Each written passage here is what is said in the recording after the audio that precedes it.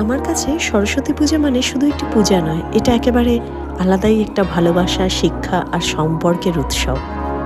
সকাল ৯টায় পুজো শুরু হয়ে গেছিল। আমার সকল ছাত্রছাত্রীরা সময় মতন উপস্থিত হয়েছে এবং তারা সকলেই অঞ্জলির জন্য অধীর আগ্রহে অপেক্ষা করছিল। আমার বাড়িতে সরস্বতী পুজো উপরের এই ঘরটাতেই হয়, কারণ এখানেই আমি পড়াই, নাচ শেখাই, আঁকা শেখাই। দিনের অনেকটা সময় আমার এই ঘরটাতে কাটে। মা সরস্বতীর আশীর্বাদ ধন্য এই ঘর। মা সরস্বতীর কৃপায় সম্পর্ক শুধু বইয়ের পাতায় আটকে থাকে না, জীবনের অংশ হয়ে যায়। সেটা প্রতিবার সরস্বতী পুজোয় নতুন করে অনুভব করি।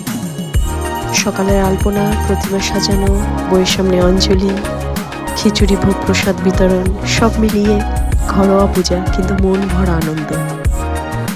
সবচেয়ে বেশি ভালো লাগে যখন আমার পুরনো ছাত্রছাত্রীরা আসে আর বলে, ম্যাম, আপনার বাড়ির পুজোতে না এলে সরস্বতী পুজো অসম্পূর্ণ লাগে। এই কথাগুলোই তো একজন শিক্ষিকার আসল প্রাপ্তি।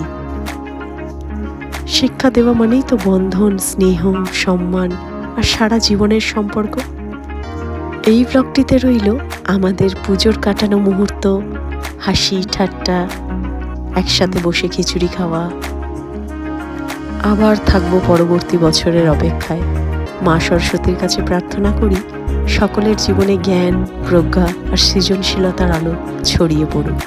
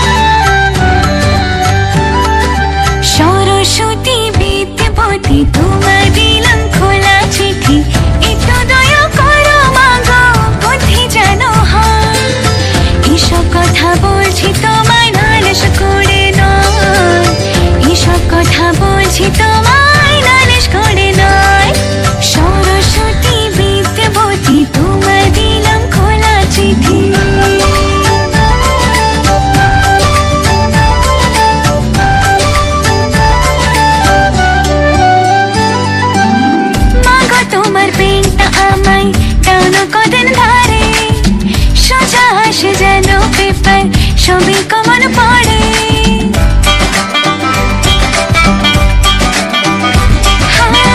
মাগো তোমার প্রেমটা আমায় দাও না কদিন ধরে।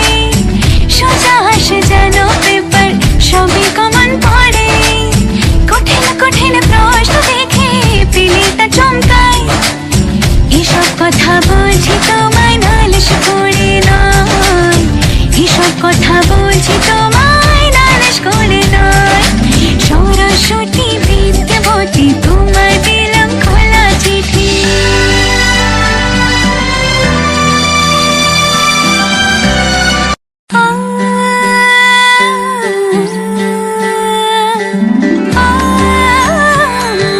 বল, কেমন লাগছে? ভালো লাগছে? দারুণ হয়েছে। মেজাজ টকটক, বাঁধাকপি, খিচুড়ি আর চাটনি। সরস্বতী পুজোর থেকে বেশি আর কিছু ভালো হতেই পারে না। বাবা, পরে সেলিব্রিটির কাছে যাচ্ছে, খাওয়া হয়ে গেছে, খেতে বসে আছি, আরাম করছি। আরাম করো, রোদ পোহা।